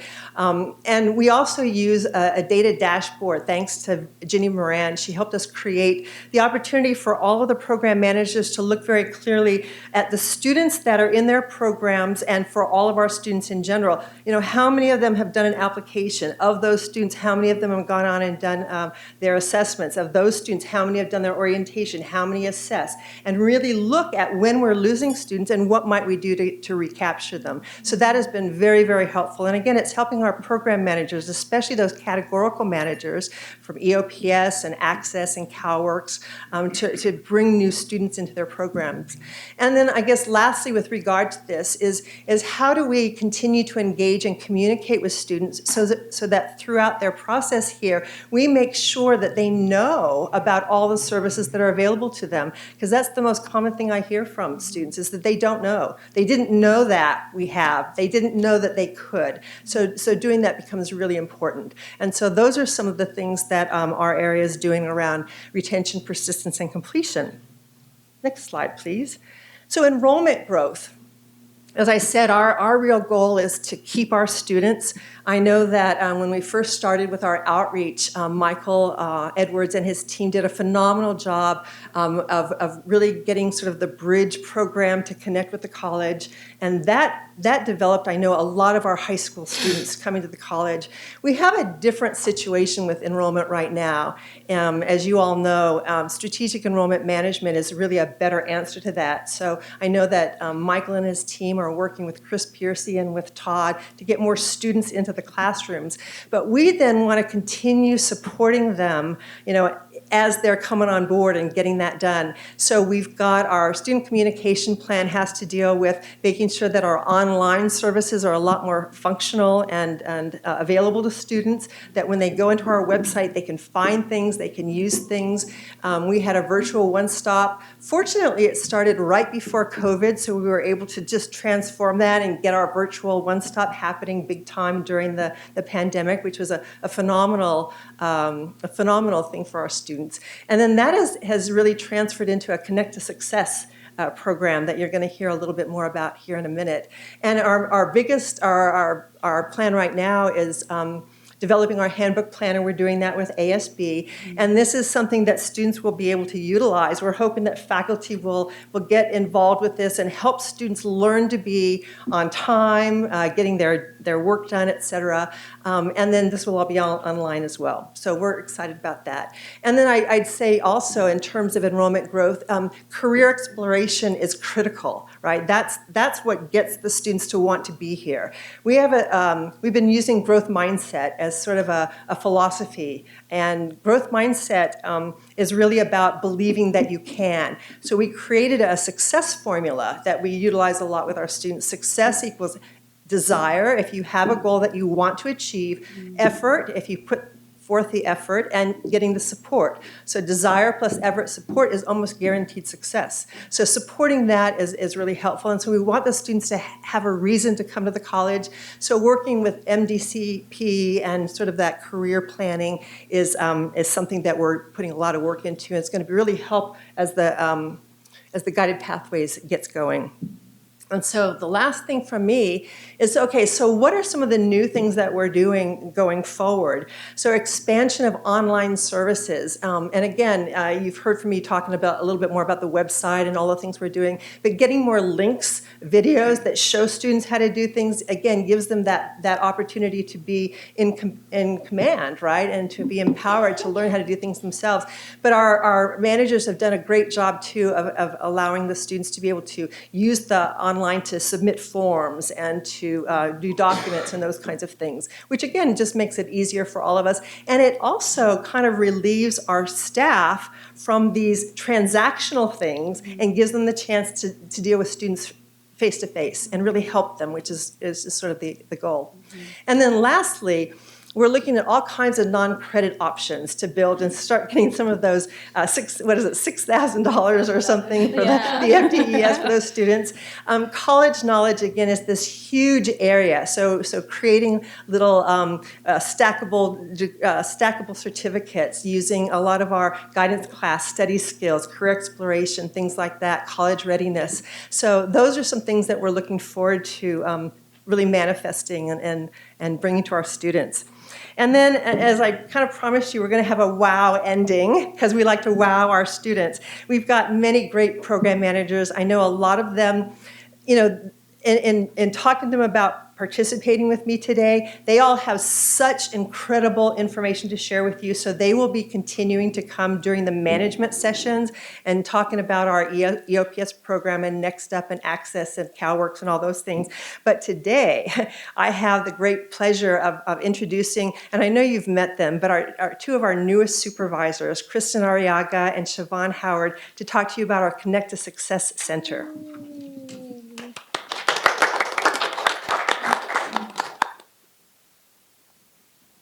Thank you, everyone. It's a pleasure to be here. Thank you, Dr. Engelson, and thank you, Dr. Walden, for allowing us to be here. So my name is Kristen Arriaga, and I am one of the supervisors of the Connect to Success Center.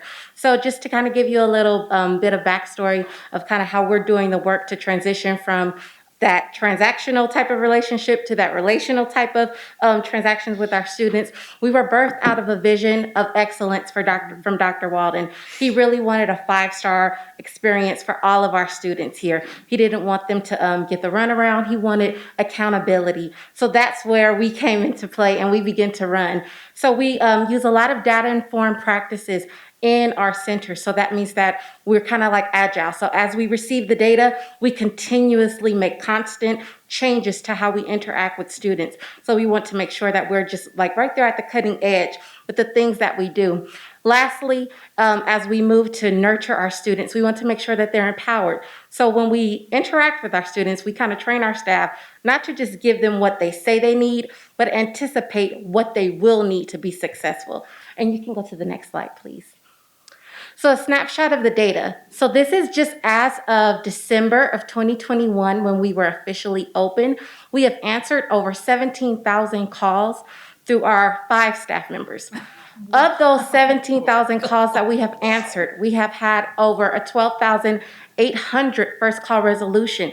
That means that when students contact us, they are getting the answer right then and there. They don't have to wait weeks and weeks on end. They are getting someone to assist them, even if it's through our warm transfer process, where a director will then take over and handle it from there. But they are getting that support that they need. Our overall satisfaction rates are over 85%. Our technician courtesy rates are right at about 96%, and our technician helpfulness rates, these are all based on surveys, are at about 96% right there as well. This is some actual feedback that you can hear from the students. One said, "I really appreciated the time, energy, friendliness, as well as the professionalism that VVC staff treated me with. Excellent, pleasant, and encouraging. Regards.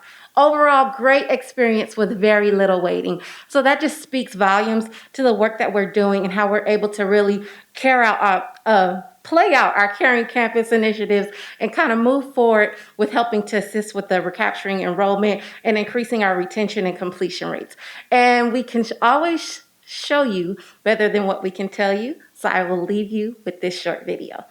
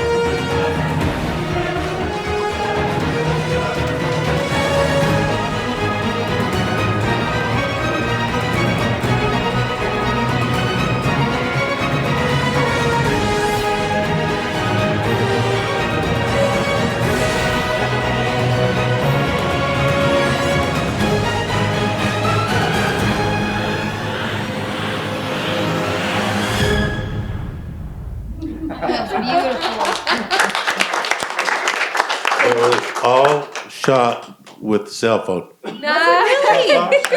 It was a cell phone. They did it with cell phone. That's amazing. Thank you. I like the end.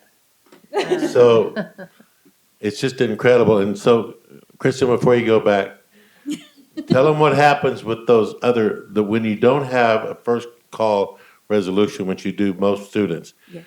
How are the rest of the students served?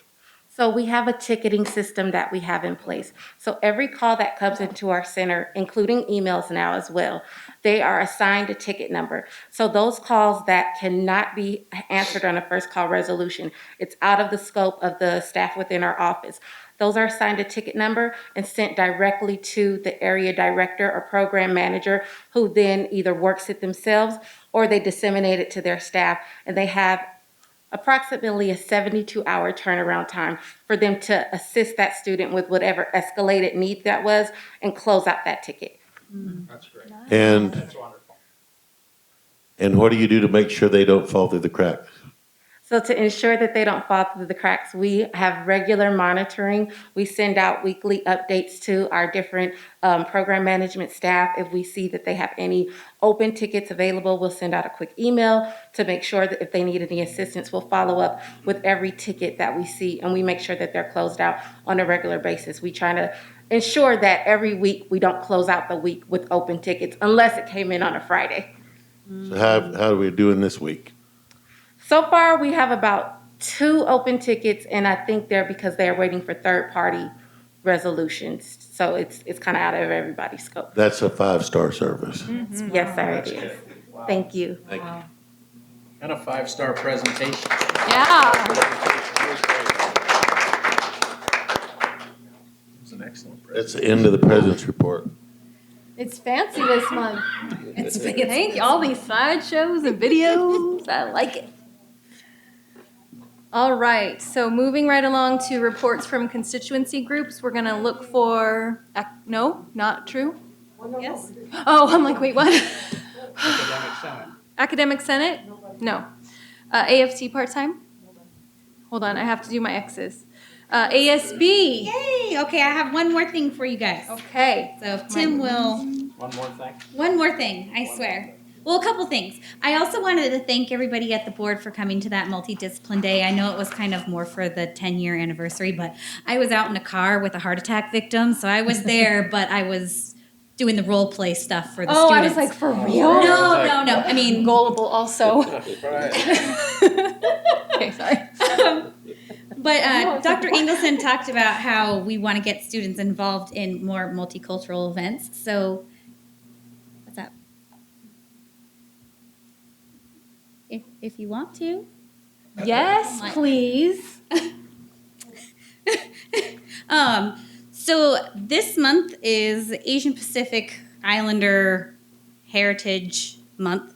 And so ASB is going to be putting on a multicultural fair on the 20th. I thought it would bring it to your guys' attention. Ooh, it's just 7. So for this particular event, ASB has partnered with the math department, the art department, the library, the biology department, the transfer center, the outreach team, the dance department, the ELS center, Model, I'm assuming this is Model UN, MUN Club, and the Gamers Guild Club. And so we are planning on having this event. They're going to have some, I know the dance team is going to be they're putting together, I think, a Hawaiian dance that's going to be performed at kind of like the beginning of the event. And then at the closing, we're going to be having lion dancers come up and do that. We also are going to be having, of course, different food vendors from Thai food, Hawaiian food, Indian food, Vietnamese food, and then the different booths as well are going to be doing different the activities. So we're going to have like a photo booth, a wishing wall. The library is going to be I think they're going to be doing crane origami, so there's that. We are going to be having henna tattoo artists come up so that students can partake in that. So this is just, a little bit of something that we're going to be putting out there. We're hoping to be able to get an amazing turnout. Was there anything you wanted to add? Yeah, I was just here to back you up. You did cover a lot of the things. Hi, my name's Jacqueline Ochoa, ASB treasurer. So just, to get a little bit more on the activities that are going to be going on that day. They're going to have stone stacking, lantern painting, red envelopes, stone painting as well. And then, like she mentioned, the lay flower wall is going to be for a photo opportunity as well. So we're super excited about this. It's going to be free, and we're going to open it up to everybody. So we encourage you guys to come and check it out and, take a photo or what have you, whatnot. But yeah, I'm super excited. I'm going to make my husband come. I'm so excited that it's after work hours. Yay! I will be there Yay! at 5 o'clock. So if you want to have a redo of the Hawaiian dancing at 5, I'm all for it. I will ask right at Jennifer. Jennifer is our student services senator. I'm just kidding. You don't have to do that just for me, but I want to be there. I'm there. I'm like, I'll be hey, there but at if they want to perform more than once, I Right? think the more the merrier. I I'm know that just we only saying. get the lion dancers once, but it's gonna be So excited. gonna be a good time. Yeah. Well, that's all I have for ASB. Okay, thank you so Would I be much. cheating if I said, Oh no, I lied. I'm sorry. Go ahead though. I have one more thing after that. I just was going to cheat, Oh, were you gonna cheat? but I was thinking I'd wait till you were finished. Oh, do you want me to go? There's a second part. So we did ask. We asked one of the professors, and it was, I want to say, Eugene Tashima. Yes. Okay. So we reached out to him, and he's actually going to be unfortunately not available for our event, but he has talked about putting on a virtual presentation to correlate with the Asian Pacific Heritage Month. And so he gave us a couple possible topics that he's going to be interested in giving. One of them was the Tashima Family World War II Experience, the American Concentration Camps and Beyond, or the Historical Asian American Media Stereotypes and the Impact on Contemporary Asian Pacific American Life. So personally, I'm looking forward to that too, and I know that we're going to be setting that up so that everybody can join in on that. But yeah, everybody that we have reached out to has wanted to participate in this, and it's been fantastic, the turnout that we're getting the support with. So that's all. So cheating in the sense of out of sequence, but because I hope you all know that when we talk about our ambassadors, they're students, okay? Our ambassadors, the last month, have called over 6,000 students in this last month, not existing students, but students. Todd helped me with this. Are these students from our social media contacts? Are they past students that were here last year but not here this year? Yes. Which group are they? From fall and, from last spring and fall that have not enrolled this year. So we got a hold of 6,000 of them. And what are they saying? I mean, what are they telling you? But the point is that they're talking to them about coming back to school. Yeah, and they're contacting. You know, Do you like, want me to take where a are guess, you? Joe, How's- at what they might have said? Yeah, because I mean, it was literally outside of, it was the second biggest issue that we discussed at the conference. Well, COVID caused a lot of students to take a step back. I'm going to speak personally. My son stopped coming for COVID. He didn't want to do online classes. It was something that, it was too difficult for him. Now, of course, I'm still going to school, so it's easy for me to rope him back in and say, well, now that the campus is open, yeah. you're coming back. But maybe not everybody had that same push. So maybe they left for COVID and they just haven't had that push back to go, okay, campus is open now. I guess it's time to go back. So I think outreach phone like call. that will let them know, hey, we want you to come back. So That would this be is- my guess. This is our existing students calling former students and talking to them about why they left and encouraging them to come back. And these ambassadors are being highly trained. So they're doing, Michael's not here tonight, so he could tell you exactly some of their prompts that they use. But it's very organized. It's not sloppy. I mean, you've already seen tonight, we're not doing sloppy stuff around Victor Valley. So, but we can maybe have a presentation soon on that, Todd, for the board. That would be real interesting to see, because Is Jenny here? I thought she was. She's Probably took her cake. She's and over left. there in the Dean of Darkness office tonight. We are actually collecting the data Oh. in terms of what students are telling us. But what I also want to point out is, so our social media efforts, the Instagram, the TikTok. The TikTok. We send them, Have you gone back to Twitter? yeah, I think we do Twitter too. I'm Yeah, only we kidding. actually kicked A off lot of Twitter people are going today. back to Twitter now. Yeah. Just- Facebook. We do them all. So we send them to a specific site where we collect their information, right? They give it to us.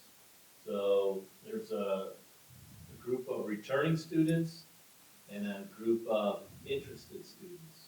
And we get a report weekly of their names and address, phone numbers. We're also calling them. But just that those weekly social media ads and everything else that we're doing, I think the returners, we get about 60 or 70 returners a week Wow. and about 50 or 60 interested. That's some We're momentum. closing in, so it's quite amazing as to how many inquiries we actually get. And in the past, we didn't do anything with them. People call, I want to come to Victor Valley College. That's All right, well, nice. Come figure it out. Good luck getting a counseling appointment. Exactly. Brad Phillips says, welcome, the door is locked. Come on in, the door is locked. So we're spending a lot of time and energy connecting with those students, and I think it's paying off in our enrollment growth. did you say the percentage was? Percentage of, Enrollment growth. Oh, this year? We don't know yet. This year, we've turned in our period 8%, two right? 320 report, so it is official.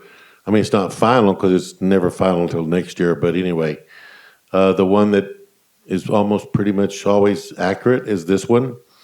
And we reported growth of over 6% for the year. Nice. And that's in the face of almost every college in the state being down. Almost every single one.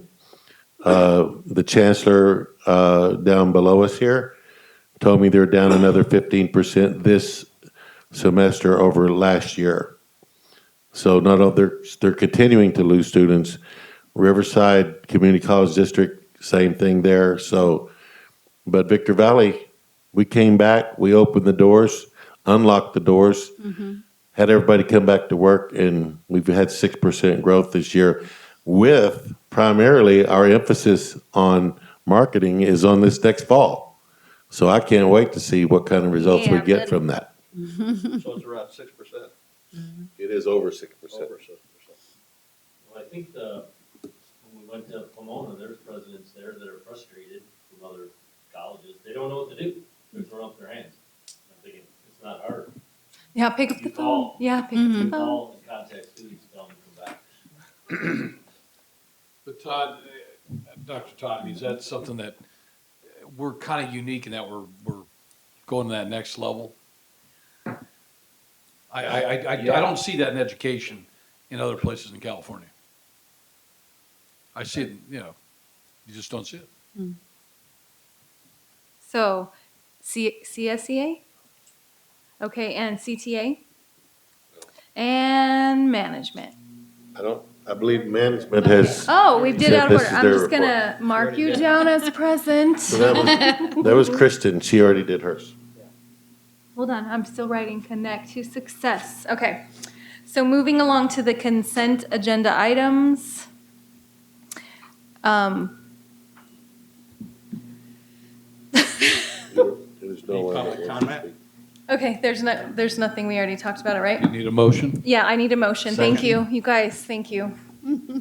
So motion by Brady, second by Henderson. I have a lot going on personally, so my brain is a little bit fried, just so you all know. Second by Henderson. And this is consent, so student advisory vote. Yay. Are we proud that I got that? Oh, yeah. She has a sticky note. That's why you cheater. All right, and we're ready to vote. Are we doing it on this? Verbally. Verbally, okay, that's fine, babe. President Trustee Chaudhry, Yay. Yay. Trustee Henderson, Yay. Trustee Brady, Trustee Fitzgerald. Yay. and Trustee Wood. Aye. I don't know that we have to do the roll call every time. You can just call It's for the just vote. easier. Yeah. But if there's any nays, then Yeah. State let's your make it name. easy. you go all in favor, aye. Any You'll any just- noes, that'll be quicker. That means And we'll then- get out of here 3.5 minutes early. Right. Yeah, maybe. The good news is we all did our reports already. You're welcome. We're already done. Oh, No, you forfeited, sir, kind sir. Missed opportunity. Wah, wah. Did you see what I did? Microphone. Right. Public comment, sorry. We're on action agenda. I'm so sorry. Please forgive me. No public comment. No public comments. We're gonna just put a little X. And then moving on to 9.1, we had separate items, which was just the change of date at the end, right? Do we need to approve that or anything? No. No. So moving along. 9.2, we have a resolution. Are we okay? Yeah, I'm just gonna go visit. Oh, all right. There you go. He's opening the floodgates for the snack bar. I know, I'm trying to get to the resolution. Sorry. You want to take a 5 minute? It's a good time. Does anybody need a break or should we just power through? I'll probably need one at some point. How fast can we get through all this? Let's see. Let's find out. You've got to. It's almost done. Is it? I'm just trying to open this with, hold on. I have too many things. Special today. Public comments. No, we did that. We're trying to read Oh, do you? 9.2 resolution. Okay. Recognize classified school employees. As a classified school employee, I'm happy to see this on the agenda. I don't work here, but I work for a different school. It won't load. Yeah. Yeah, I you don't know what? It's not loading on mine either. Okay. Do you I want don't me know to, what's wrong. you want me to Do read you it? have it open? Yeah. Yes, can you just not read the whereases, but just read the therefore let it be proclaimed Yeah, part? they're not opening.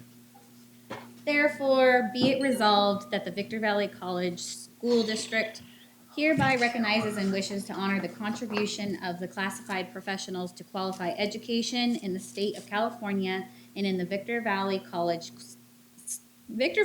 Community College District.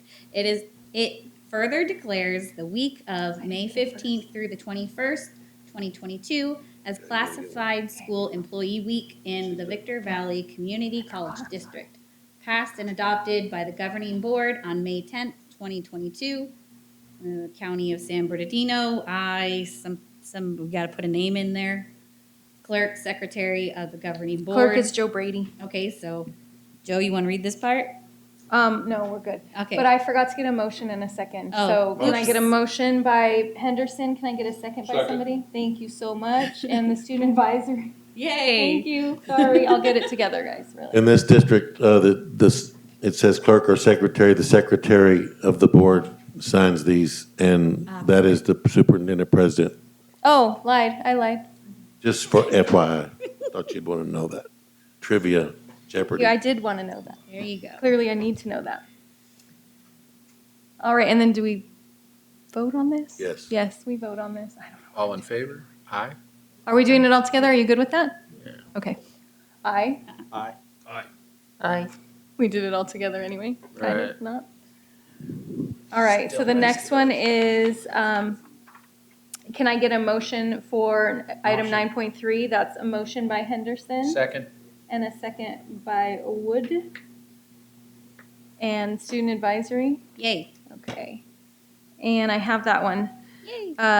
Now therefore be it resolved that the Victor Valley College Community College District recognizes Asian American and Pacific Islander Heritage Month, encourages all citizens to explore the rich and significant heritage of the Asian American and Pacific Islander communities, and honors the vital role they have played in the economy, culture, and community throughout the district and the United States. Passed and adopted today, May 10th. And can we get a vote from the back of the room? Is this? You read too fast. Can we get a vote from the front of the room? Yay. Yay. Aye. Okay. 9.4 is resolution recognize National Teacher Day and California Day of the Teacher. And can I get a motion? Motion. Motion by Henderson, second by Brady. Student advisory vote? Yay. Okay, and therefore be it resolved that the Victor Valley Community College District hereby recognizes and wishes to honor the contribution of all teachers and the quality of education they provide in the state of California and throughout the United States. The Victor Valley Community College District declares May 3rd, 2022 National Teacher Day and May 11th, 2022 California Day of the Teacher. And that is resolved today. And can we get a vote? Aye. Aye. Okay. 9.5 student trustee privileges. Can I get a motion? Motion? Second? Motion by So- Wood, second by Henderson. So this is to recommend to continue, you have to do this year annually. So it's to approve privileges 2, 4, and 5. So what we don't do here is, because board docs mainly doesn't allow this, for the student trustee to make First and second. to make motions and second them. And the other one is they don't attend closed sessions, but they do the other things. So it's to continue on what we've been doing. Okay. And a student advisory vote? Yay. And we'll vote? Aye. Aye. Dr. Dan, I thought it was going to be use of the corporate jet. No, and Oh, can we add that in? Yeah. I would, We should start a little I tally wouldn't of want how to put many our times students we on mention on that. something I would fly on. Joe Brady. All right, I'm gonna moving, get that jet one of these days. moving on to 11.1, water purchase. Motion. Second? Thanks, guys. That's a motion by Brady, a second by Henderson. Student advisory, Yay. any discussion? It's only gonna get more expensive. Okay, so vote. Aye. Moving on to 11.2, emergency agreement, High Desert Underground. We knew Motion. about this. We have a motion from Second. Henderson, a Second. second from Pinkerton. And student advisory, Yes. and vote. Aye. Aye. Thank you, Joe. 11.3, temporary borrowing between funds for the fiscal year, super common practice. Can I get a motion? Motion. Henderson is the motion. Second. Thank you. Anything you want to say about it? It's just super, No. super common. No. And, Business. yep, and student advisory vote? Yay. Okay, and let's vote. Aye. Aye. Aye. We all have to say it. Thank you. Moving on to 12, non-classified short-term employees. Can I get a motion? Motion. Ooh, you guys tied. Who wants it? Rochambeau. That's okay, I'll do second. Okay. Brady is the first. Henderson is the second. Student advisory. Yay. Okay. Shall we vote? Yes. Yay. Yay. All right. Instruction, Vice President. Oh, wait, I'm reading too much. Curriculum changes. Can I get a motion? Motion. Motion by Henderson, second by Brady. Anything? Oh, student advisory vote? Yay. It And was a an easy vote? one. Yeah. And a vote? Aye. Aye. Okay, and it looks like record time, folks. Write it down, 8:05. Wait, We no, no, no, no, what- no. what more? What did I skip? 13.2. 13.2. Oh, I'm so sorry. Motion. Psych. Second. Shoot, man. Motion. Motion by I was in Wood, Pinkerton on that one. second Yeah. by who?